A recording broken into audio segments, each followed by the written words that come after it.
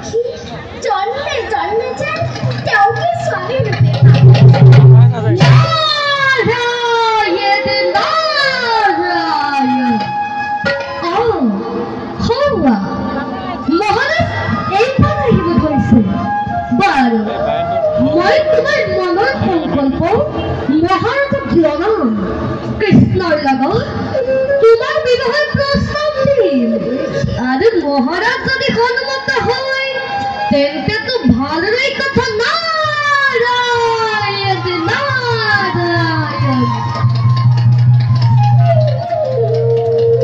হাই রুক্মিণী, হাই রুক্মিণী, ছোৱালী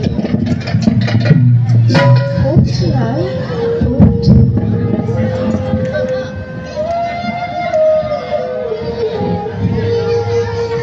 নারায়ণ নারায়ণ নারায়ণ। ও দেবঋষি নারদ প্রণাম গ্রহণ করে। তথাস্তু। আপনার শরণের ধ্বনি পাই এই কন্দিলের রাজিকারে পরম পবিত্র জয় দেবঋষিৰ কাৰণ বাহ্যবৃক্ষ যোগাড় কৰিবলৈ তোমাৰ মাতৃগৃহলৈ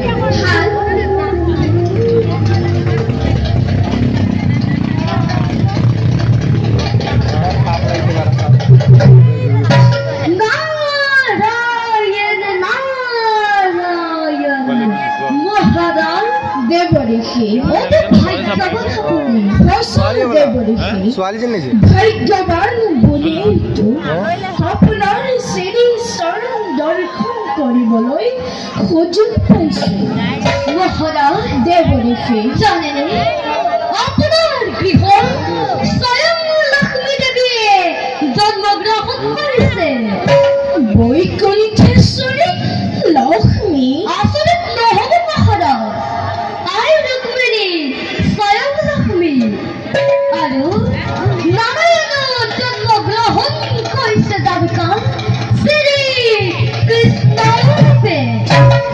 দুয়োৰে মিলনত মই সমগ্ৰটো মহাৰাজ দেবঋষি আই ৰুক্মিণীৰ বিবাহৰ উপযুক্ত সময় আজ্ঞা পালে গাঁৱলৈ গৈ যদুপতি কৃষ্ণকে মিলনৰ প্ৰস্তাৱ দিব পাৰো। লক্ষ্মী নাৰায়ণৰ মিলন চাবলৈ স্বৰ্গৰ দেৱতাসকলে বাঞ্ছা কৰি আছে। এতেকে পালন কৰাৰ নাই প্ৰয়োজন মহাৰাজ। ৰুক্মিণীৰ বিয়া স্বয়ং নাৰায়ণৰ লগত। মোক চালনা নকৰিবা দেৱঋষি, মোক চালনা নকৰিবা মহাৰাজ দেৱঋষি। চালনা নহয়, ই সত্য। সত্য হয় মহাৰাজ, ই সত্য। মোৰ সোণৰ প্ৰতিমা কন্দিলৰ আৰাসৰী লাডু নাৰায়ণ ৰুক্মিণীৰ বিয়া স্বয়ং নাৰায়ণৰ লগত। এই মোৰ অতি সৌভাগ্যৰ কথা দেৱঋষি। ভাৰতৰ পূব সীমান্তৰ পৰা পশ্চিম সীমান্তৰ থকা দ্বাৰকালৈ মোৰ ৰুক্মিণী বিয়া দিলো। একেডাল প্ৰেমৰ দোলেৰে বান্ধি খাব জন্ম দিব পাৰো সুবৰ্ণ ফুল। মই বিশ্বাস কৰিবলৈ তাৰে পাইছো দেৱঋষি। নকৰিব মহাৰাজ। দেৱঋষি লক্ষ্মী নাৰায়ণৰ মিলন অৱশ্যেই কৰিব লাগিব। মই সেই বৈকুণ্ঠত চাই আহিছো।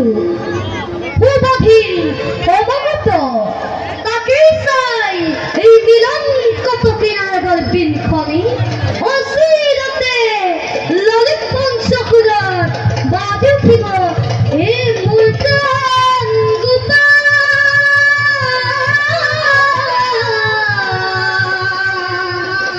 দীনবন্ধু নাৰায়ণ। এই মূৰ্তন গোপাল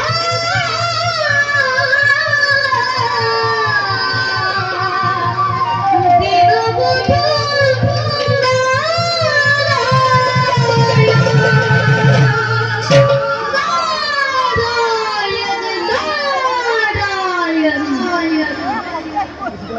তেন্তে ৰাহুক দেৱঋষি মহাৰাজ প্ৰভুৰ চৰণত ভক্তিৰ অৰ্থ নিবেদন নিবেদন কৰি মই এই মিলনৰ বাবে প্ৰাৰ্থনা জনাওঁ। শুভ অতি শুভ মই এতিয়াই নালাকালৈ যাত্ৰা কৰিম।